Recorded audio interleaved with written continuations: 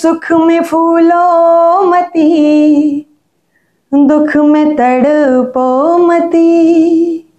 सुख में फूलो मती, दुख में तड़पो मती। कृष्ण गोविंद कृष्ण गोविंद गोपाल नाम भूलो मती। कृष्ण गोविंद गोपाल नाम भूलो मती। कहते हैं सुख में फूलो मती। जब कभी सुख आए तो ज्यादा फूलना नहीं चाहिए, ज्यादा प्रसन्न नहीं हो जाना चाहिए कि बहुत एकदम गदगद हो गए। और जब दुख आए तो बहुत तड़प नहीं उठना चाहिए। जब सुख आए तो वह भी ठाकुर जी के चरणों में समर्पित कर देना चाहिए, और जब दुख आए तो उसे भी ठाकुर जी के चरणों में ही समर्पित कर देना चाहिए। क्यों? क्योंकि जब भी ये अनुकूल और प्रतिकूल परिस्थितियां जब हमारे सामने आती हैं तो हमारी गीता जी कहती हैं, श्रीमद् भगवत गीता कहती हैं कि इसमें ज्यादा सुखी दुखी मत हो, ज्यादा प्रसन्न या नाराज मत हो। क्यों? क्योंकि ये एक द्वंद्व है, और ये जैसा द्वंद्व है ना, इसके साथ ना हमेशा समत्व भाव में, समभाव में ही रहना चाहिए। इसीलिए एक और सुंदर बहुत अच्छा दोहा है। क्या? देखना इंद्रियों के न घोड़े बढ़े, देखना इंद्रियों के न घोड़े बढ़े। इन पे हरदम संयम के कोड़े पड़े, इन पे हरदम संयम के कोड़े पड़े। इसीलिए कहते हैं समत्व भाव। और समत्व भाव कब आएगा? जब सुख दुख में हम संयम रखते हैं, बहुत प्रसन्नता नहीं और बहुत दुख नहीं। कैसी भी अनुकूल प्रतिकूल स्थितियां आ जाएं, हमें सब में समभाव से ही रहना चाहिए। और यही बात भगवान यहाँ गीता में अर्जुन को समझाते चले आ रहे हैं। 4 अध्याय तक समझाया है, पूरा किया है, और आज 5वां अध्याय जब शुरू होता है तो सब सर्वप्रथम अर्जुन का ही प्रश्न भगवान से हो जाता है। अर्जुन क्या कहते हैं? संन्यासं कर्मणां कृष्ण, संन्यासं कर्मणां कृष्ण, पुनर्योगं च संससि, यच्छ्रेय एतयोरेकं तन्मे ब्रूहि सुनिश्चितम्। कहते हैं हे कृष्ण, हे जगदीश्वर, हे ब्रजेश्वर, हे भगवान, आप एक ओर तो कर्म योग की और एक तरफ कर्मों के संन्यास योग की, एक तरफ आप कर्मों के संन्यास की और दूसरी ओर कर्म योग की आप प्रशंसा कर रहे हैं। तो आप हमको यही बता दीजिए कि इन दोनों में से कौन सा श्रेष्ठ है, सबसे ज्यादा श्रेष्ठ है, कि जो मेरे लिए, मेरे कल्याण के लिए उत्तम साधन है, वह आप हमको बता दीजिए। एक तरफ आप कर्मों के संन्यास की प्रशंसा कर रहे हैं और एक और आप कर्म योग की प्रशंसा कर रहे हैं। तो इन दोनों में से भली भांति निश्चित करके मुझे बताइए कि मेरे कल्याणकारक साधन कौन सा है, मैं उसे अपना लूं। भगवान प्रसन्न होते हैं। अर्जुन का यह बात सुनकर, अर्जुन के इस प्रश्न को सुनकर भगवान मुस्कुराते हैं, भगवान प्रसन्न होते हैं। और फिर भगवान कहते हैं, क्या कहते हैं? कहते हैं श्री भगवान उवाच संन्यासः कर्मयोगश्च निःश्रेयस्करावुभौ तयोस्तु कर्म संन्यासात् कर्मयोगो विशिष्यते। कहते हैं कि हे अर्जुन, कर्मयोग और कर्म संन्यास योग, ये दोनों ही उत्तम फल, सम्यक फल देने वाले हैं। सम्यक रूप से जो कर्म योगी है और जो कर्म संन्यास योगी है, दोनों रूप से जो हमको भजता है, ये दोनों रूप वाले हमको या परमात्मा को प्राप्त हो जाते हैं। मुझ परमात्मा को प्राप्त हो जाते हैं। तो कहते हैं प्रभु हमने तो आपसे यह पूछा कि इन दोनों में से कल्याणकारक कौन सा है, मेरे लिए परम कल्याणदायक कौन सा है, भली भांति आप निश्चित करके मुझे बता दीजिए। तब भगवान कहते हैं ये दोनों ही साधन एक जैसा फल देने वाले हैं, लेकिन संन्यास योग की तुलना में, संन्यास योग की तुलना में कर्म योग जो साधन है वो सुगम है। सुगम है यानी सरल है, उसका रास्ता सरल है, इसलिए वह कर्म संन्यास योग से कर्म योग श्रेष्ठ है। अब भगवान क्या कह रहे हैं कि कर्म संन्यास योग से कर्म योग श्रेष्ठ है। मत कहने का तात्पर्य है कि परिवार में रहो, परिवार में रह करके सबका भली भांति सेवन करते हुए भी आसक्ति नहीं होना चाहिए। भगवान यहाँ कह रहे हैं कर्म संन्यास योग से कर्म योग श्रेष्ठ है। क्यों? क्योंकि इसका जो मार्ग है ना, इसका जो रास्ता है वह सरल है, सुगम है। और फिर भगवान यहाँ कहते हैं कर्म योग का फिर महत्व भी बता देते हैं। कहते हैं गेयः सा नित्य सन्यासी यो ना द्वेष्टि न कांक्षति निर्द्वंदो ही महाबाहो सुखम बंधात प्रमुच्यते। भगवान कहते हैं देखो अर्जुन, जो पुरुष या फिर जो भी व्यक्ति ना कभी किसी से किसी भी प्रकार की आकांक्षा रखता है, किसी भी प्रकार की आकांक्षा ना कांक्षति, और ना ही किसी से वो द्वंद्व रखता है, कहने के तात्पर्य ना ही किसी से वो द्वेष रखता है। जो भी व्यक्ति, जो भी मनुष्य रूपी जीव,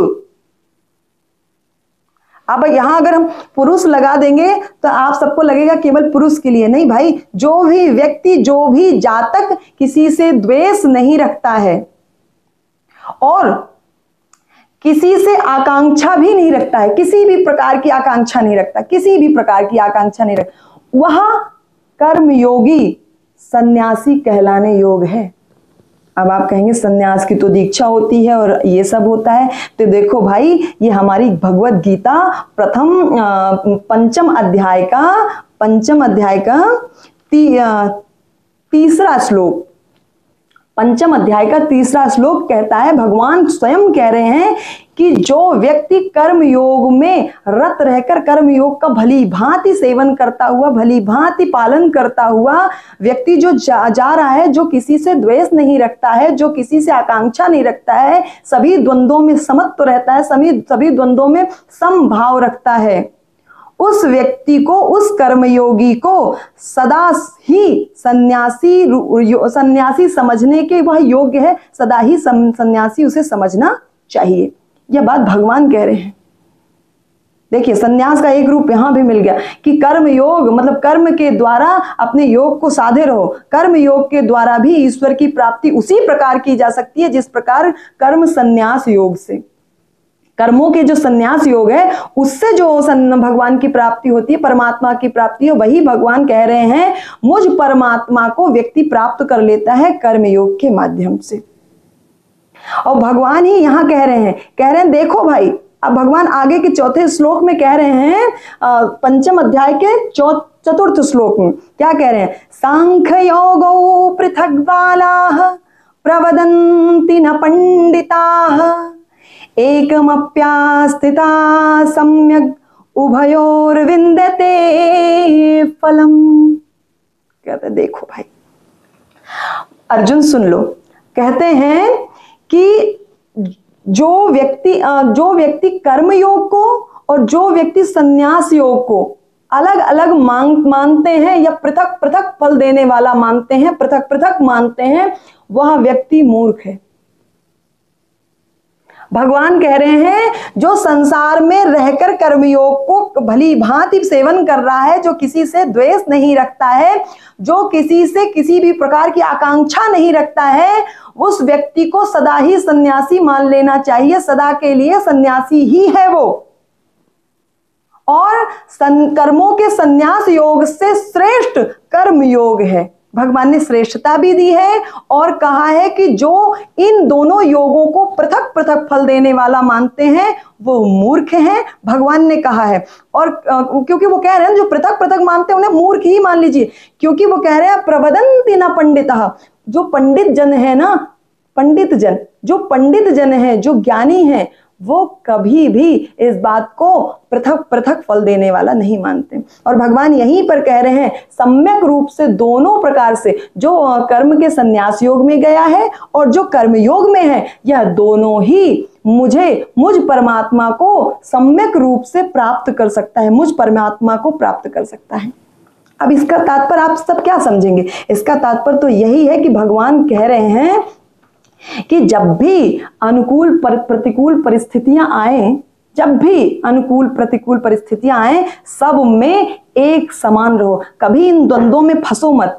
क्यों? क्योंकि यदि दुख आता है तो सुख भी तो आता है भाई, और यदि सुख आता है तो दुख भी तो आता है, दोनों में समत्व भाव रखो। जब सुख आता है तब अगर आप ईश्वर को धन्यवाद देते हो तो दुख आने पर भी ईश्वर को धन्यवाद दो, क्योंकि दोनों पूर्ण हैं। जैसे दिन होता है और रात्रि भी होती है, साधारण मनुष्य के लिए रात्रि जरूर विश्राम का कारण है कि विश्राम करने के लिए है, लेकिन जो सिद्ध योगी मुनि सिद्ध जातक सिद्ध व्यक्ति हैं वो रात्रि में ईश्वर को, परमात्मा में ही अपने ज्ञान को, अपने तत्व को जानने के लिए ईश्वर में ही अपना मन लगाए रखते हैं। वो सिद्धि प्राप्त करने का सबसे सफल साधन है रात्रि। यदि रात्रि नहीं होती तो योगी मुनि ध्यानी जन जो कंदराओं में भी जाकर बैठे हैं, जो साधारण घर में हैं, तो उनको दिन में समय नहीं मिलता, क्योंकि दिन में अनेक प्रकार के द्वंद्व होते हैं। किसी भी प्रकार की ध्वनि है, ध्वनि प्रदूषण है, कैसा भी वो नहीं उनके लिए। लेकिन साधारण व्यक्ति के लिए रात्रि विश्राम के लिए है, विश्राम के लिए रात्रि है। लेकिन जो सिद्ध जन है उनके लिए रात्रि सिद्धिप्रद है।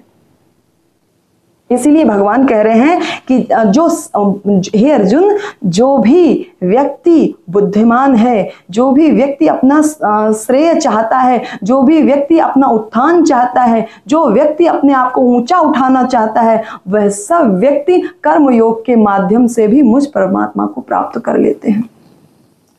इसलिए हे अर्जुन, भगवान ही कह रहे हैं भोक्तारम यज्ञ तपसाम, भोक्तारम यज्ञ तपसाम सर्वलोक महेश्वरम सुहृदं सर्वभूतानां ज्ञात्वा मां शांति मृक्षति। भगवान ही कह रहे हैं, कहते हैं भोक्तारम यज्ञ तपसाम, मुझको ही सभी यज्ञों का, सभी तपों का जो भोक्ता समझने वाले जातक हैं, जो भोक्ता समझ करके, और कहते हैं सर्वलोक महेश्वरम, सभी लोगों में, संपूर्ण लोगों के ईश्वरों में भी जो ईश्वर मान लेता है। मानता कौन है? बोले जो तत्व से हमको जान लेता है, जो जड़ता रूप संबंध को काट देता है। अभी चतुर्थ अध्याय में यही बताया है ठाकुर जी ने, यही अर्जुन को ज्ञान दे रहे हैं। जो जड़ता रूप संबंध को से विच्छेद हो जाता है, जो दुख में सुख में सम रहता है, जो अनेकों अनेक द्वंद्वों से अपने आप को बचा करके रखता है, फंसता नहीं है, वही व्यक्ति, वही जातक तत्व ज्ञान से भगवान को जानता है। और वो भगवान भी यहाँ कह रहे हैं, मुझको ही सभी यज्ञों का, सभी तपों का भोक्ता समझ करके, और सभी संपूर्ण लोगों का, ईश्वरों के भी ईश्वर जान करके, संपूर्ण भूत प्राणियों में सब मुझे ही दयालु, स्वार्थ रहित, प्रेमी जान करके जो मुझे तत्व से जानता है, वह शांति को प्राप्त कर ही लेता है। माम शांति मृक्षति, मृक्षन्ति, मुझे ही प्राप्त कर लेता है। तो इसीलिए भगवान ने कहा है माम शांति मृक्षति, मुझे प्राप्त कर लेता है। तो कहने का तात्पर्य तो यहां पर यह है बंधुओं कि भगवान कह रहे हैं किसी भी प्रकार के द्वंद्व में मत फंसो। जैसी भी स्थिति है, परिस्थिति है, प्रतिकूलता है, अनुकूलता है, सब में समत्व रहो। यहाँ एक बहुत सुंदर आप सबको हम घटना बताना चाहेंगे। ये हमारे तुलसीदास जी, गोस्वामी तुलसीदास जी का चरित्र बड़ा सुंदर है, उनका व्यक्तित्व तो बहुत सुंदर है। और आप सोचिए कि गोस्वामी तुलसीदास जी कैसे कहलाए। वो मतलब गोस्वामी तुलसीदास जी कैसे कहलाए? तो कहते हैं कि वो पहले कथा करते थे, अनेक कथाएं करते थे, और जाकर के सब जगह राम कथा कर रहे हैं, कहीं कृष्ण कथा कर रहे हैं, वो कथा सबकी करते थे। ऐसा नहीं कि वो भेद मानते थे। अगर भेद मानते होते तो उन्होंने ही अपनी चौपाई में लिखा है, राम कृष्ण दो एक हैं, अंतर नहीं निमेष, इनके नयन गंभीर हैं, उनके चपल विशेष। क्योंकि जब राम कथा कह रहे हैं तो फिर राम कथा में कौन है? राम जी प्रत्यक्ष बैठे हुए हैं, राम जी समक्ष बैठ करके सुन रहे हैं। तो जो समक्ष बैठा है उन्हें इन लगाया जाता है, और जो थोड़ा दूरी पे बैठा हो उसे कहते हैं उन। तो कहते हैं जो हमारे अयोध्या वाले राम जी हैं, ये हम इनकी कथा कह रहे हैं, ये इसलिए समक्ष बैठे हैं, इसलिए इनके नयन गंभीर हैं, और ब्रज के ब्रजेश्वर भगवान श्री कृष्ण उनके चपल विशेष। इसलिए भगवान ने कहा, वही उन्होंने ही कहा, राम कृष्ण दो एक हैं, अंतर नहीं निमेष, इनके नयन गंभीर हैं, उनके चपल विशेष। तो देखिए बंधुओं, तो वो गोस्वामी तुलसीदास तक का जो सफर है वो कैसे तय किया, कैसे वो गोस्वामी तुलसीदास जी बने, इतनी बड़ी कृति लिखा, इतनी बड़ी रचना कर डाली। तो कहते हैं बंधुओं कि गोस्वामी तुलसीदास जी जब कथा करने जाते थे, कथा करने गए, तो वहां पर एक व्यक्ति, एक पंडित जी आए, और पंडित जी जब आए तो पंडित जी ने कहा, भाई हमारी पुत्री, गोस्वामी तुलसीदास जी बहुत सुंदर थे, बहुत हट्टे कट्टे, लंबे चौड़े, सुंदर, बड़े बड़े नेत्र वाले, बढ़िया गौर वर्ण वाले, बड़े सुंदर। तो कहते हैं कि पंडित जी आप हमारी पुत्री से विवाह कर लीजिए। तो गोस्वामी तुलसीदास जी कहते हैं, भाई हम विवाह नहीं करेंगे, हम विवाह नहीं करेंगे। फिर उनकी दूसरी जगह जब कथा चल रही थी तो दूसरी जगह भी आ गए, बोले भैया हमारी पुत्री से विवाह कर लीजिए, महाराज आप हमारी पुत्री से विवाह कर लीजिए। इस प्रकार से जहां जहां वो कथा करने जाते, वहां वहां वो पंडित जी वहां पीछे पीछे उनके पधारते और कहते कि भाई तुलसीदास जी आप हमारी पुत्री से विवाह कर लीजिए। तुलसीदास जी ने भी कहा, भाई ये तो बहुत पीछे पड़े हुए हैं, जहां मैं जाता हूं वहीं पीछे पीछे आ जाते हैं। कहा ठीक है मैं विवाह तो कर लूंगा, लेकिन यदि देवाधिदेव महादेव भगवान शंकर साक्षात प्रकट होकर के कह दे कि आप हमारी इनकी पुत्री से विवाह कर लीजिए, मैं विवाह कर लूंगा। समय बीतता रहा, एक दिन भगवान, उनकी कथा चल रही थी और फिर वो पंडित जी वहां पहुंचे तो साक्षात भगवान शंकर वहां प्रकट हो गए, और प्रकट होकर के कहने लगे कि भाई तुलसीदास जी आप इनके साथ विवाह कर लीजिए, अब आप इनकी जो पुत्री है उनके साथ विवाह कर लीजिए। अब आप सोचेंगे कि शंकर भगवान ने कहा है तो सब बढ़िया बढ़िया रहेगा ही, और उनकी पुत्री से फिर उनका विवाह हुआ, और विवाह हुआ तो उनकी पुत्री बहुत सुंदर, बहुत सुंदर, जितने सुंदर तुलसीदास जी उतनी ही सुंदर उनकी पत्नी, बहुत सुंदर, उनसे इतना प्रेम, अब तो उनके बिना वो रहते ही नहीं थे। पल पल पग पग उनके पास, मतलब उनसे जुड़े ही रहते थे, हर वक्त उनसे जुड़े रहते थे, उनके साथ ही रहते थे, उनके बिना वो उठना बैठना सोना जागना खाना पीना सब उनका हराम था।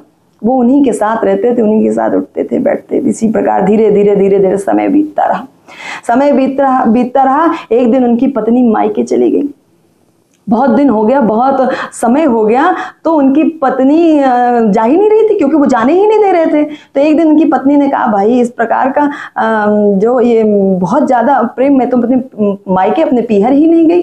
तो उन्होंने रात्रि में जब ये विश्राम करने लगे ना तुलसीदास जी, तो रात्रि में उठी और मतलब शाम की बेला, तो ये उठी और उठ करके ये अपने मायके की तरफ निकल गई, मायके चली गई। और इनकी थोड़ी आंख लग गई थी, जब इनकी नींद खुली आधी रात, तब इन्होंने देखा, घर में ढूंढा, जब इनको अपनी पत्नी नहीं मिली, तब ये व्याकुल होकर के, विक्षिप्त होकर के पत्नी को ढूंढने के लिए निकल पड़े, प्रिय प्रिय कह करके।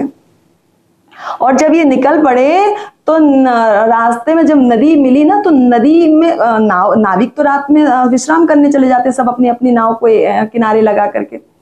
तो इन्हों को इतना मतलब भान नहीं था, इतना मतलब एक हाड़ मांस के पुतले में इतनी आसक्ति हो गई थी। और क्योंकि इनके मन में ये भी चल रहा था, इतना प्रेम ये कर इसलिए रहे थे क्योंकि भगवान शंकर ने प्रकट होकर के कहा था कि नहीं तुम इनकी पुत्री से विवाह कर लो। तो जब भगवान शंकर ही जिसको आकर के कह देंगे तो उसका तो फिर प्रेम विवाह सफल होता ही है।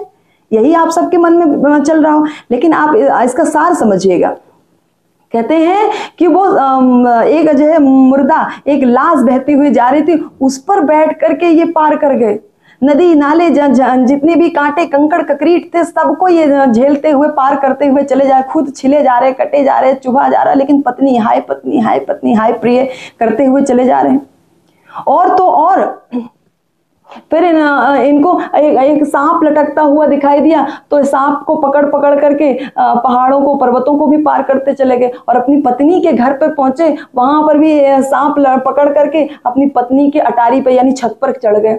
और जब पत्नी ने इन्हें देखा तो वो तो स्तब्ध रह गई कि रात्रि के 2 बजे हुए हैं, रात्रि में अर्धरात्रि तुम कहाँ? बोले अरे तुम मुझे छोड़ करके कैसे चली आई?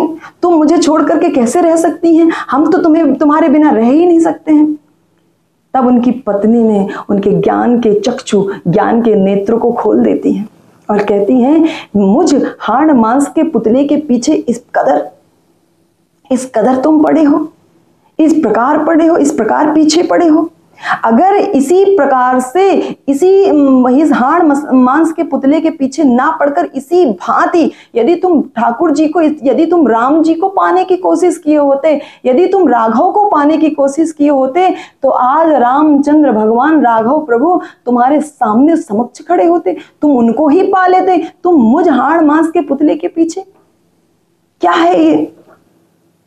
और जब इस प्रकार से दुत्कारा है ना पत्नी ने, इस प्रकार से जब चिताया है ना, चेत दिलाई है ना, तो तुलसीदास जी के नेत्र सजल हो गए और वो तुरंत नेत्र बंद करके अपनी पत्नी को प्रणाम करके, क्योंकि देखिए यहाँ पे यही बात समझने की है, यहाँ पे यही बात समझने की है कि जब भी हम ईश्वर की भक्ति करते हैं ना, भजन करते हैं ना, और यदि कोई अविवाहित है तो वो विवाह करने से डरता है। अगर किसी का मन वाकई में लग गया है भगवान से प्रेम में, किसी का मन यदि भगवान में लग गया है, उनके चरणों में उसकी रति हो चुकी है, उसको जो है ठाकुर जी के चरणों से उसे पराग मिलने लग गया है, उसको ठाकुर जी के चरणों से रस मिलने लग गया है, उनकी कथा में रस आने लग गया है, उनकी सुमधुर लीला उन्हें भाने लग गई है, सुहाने लग गई है, तो ऐसा व्यक्ति विवाह करने से डरता है। क्यों?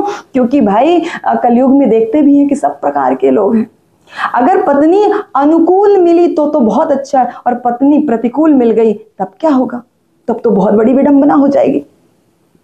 तो कहते हैं कि यहां पर यही चीज शंकर भगवान ने ही कहा था ना भाई कि विवाह कर लो, लेकिन तुलसीदास जी को यह चेत शंकर भगवान के द्वारा ही आई है। भगवान ने कहा है कि पत्नी अनुकूल मिले तब तो भजन करो, प्रतिदिन सत्संग करो, प्रतिदिन मंदिर जाओ, प्रतिदिन भोज भंडारा करो, प्रतिदिन उनके साथ बैठ करके ठाकुर जी के गीतों को गाओ, गीत गोविंद को गाओ और राधा रमन का भजन करो। और पत्नी यदि प्रतिकूल मिल गई है, आपके अनुरूप चलने वाली नहीं है, तो भी आपका कल्याण हो जाता है यदि उसने आपको दुत्कार दिया। कहने का तात्पर्य है तुलसीदास जी को जब चेत दिलाई है, चेतना दिलाई है कि तुम मुझ हाड़ मांस के पुतले के पीछे पड़े हो, यदि इतना ही भजन, इतनी ही प्रेम, इतनी ही ममत्व, इतना ही आकर्षण, इतना ही लगाव, इतनी ही उद्विग्नता तुम्हें ईश्वर को पाने के लिए, राम जी को पाने के लिए की हुई होती, तो आज राम जी ही तुम्हें प्राप्त हो जाते।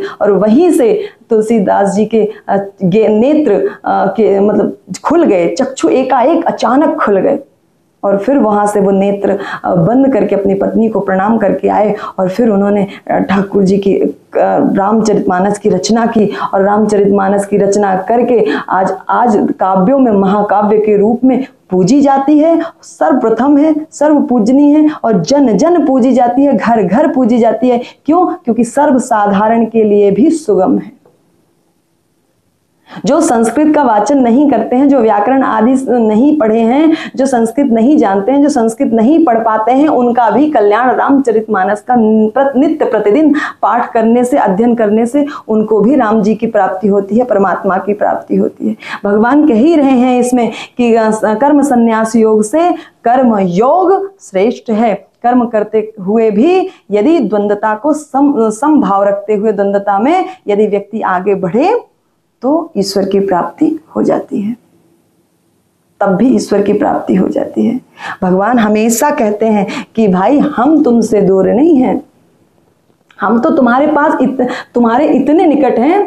कहते हैं कि जिस प्रकार स्वयं आंखों में काजल लगाए हो और अपनी ही आंखों का काजल अपनी ही आंखों से नहीं देख सकते जब तक कि सामने दर्पण ना हो, भगवान इतने पास हैं। भगवान इतने ही पास हैं कि अपनी ही आंखों का जो काजल है, यही हम बिना दर्पण के अपनी ही आंखों का काजल स्वयं नहीं देख सकते हैं। ठीक इसी प्रकार से भगवान हमारे आंखों में ही हैं, हमारे आसपास ही हैं, हमारे इर्द गिर्द ही हैं, बस हम समझते नहीं। हम में हैं, हमारे रोम रोम छिद्र में हैं, हम में हैं, आप में हैं, सब में हैं। श्रीमन्नारायण भजमन्नारायण, श्रीमन्नारायण भजमन्नारायण, हरि नारायण नारायण नारायण, हरि नारायण नारायण नारायण, श्रीमन्नारायण भजमन्नारायण, श्रीमन्नारायण भजमन्नारायण, हरि नारायण नारायण नारायण, हरि नारायण नारायण नारायण। हम में नारायण तुम में नारायण, हम में नारायण तुम में नारायण, सब में नारायण नारायण नारायण, सब में नारायण नारायण नारायण। यहाँ नारायण वहाँ नारायण, यहाँ नारायण वहाँ नारायण, जहाँ देखो तहाँ नारायण नारायण, जहाँ देखो वहाँ नारायण नारायण। श्रीमन्नारायण भजमन्नारायण, श्रीमन्नारायण भजमन्नारायण। भगवान ने कहा है हरि व्यापक सर्वत्र समाना, भगवान हर जगह है, कण कण में है, रोम रोम में है, बस हमारे पास वह दृष्टि नहीं है, हम उन्हें देख नहीं पाते हैं। क्यों? क्योंकि हम इन माया जाल में, इन द्वंद्वों में फंसे हुए हैं। दुख में सुख में, दिन में रात में, अच्छाई में बुराई में, घर में परिवार में, बच्चे में, पुत्र में, पुत्रादि में, स्त्री में, व्यभिचार में, सब रत हैं, सब मस्त हैं। और जो जातक गीता जी का अध्ययन करके, गीता जी को जानता है, श्रवण करके, मनन करके, जो भी जातक इन द्वंद्वों से अपने आप को बचा लेता है, अपने आप को फंसने नहीं देता है, उसको ठाकुर जी मिल ही जाते हैं। ऐसा भगवान ने कहा है, मुझ परमात्मा को वो प्राप्त कर जाता है कर्म योग के माध्यम से।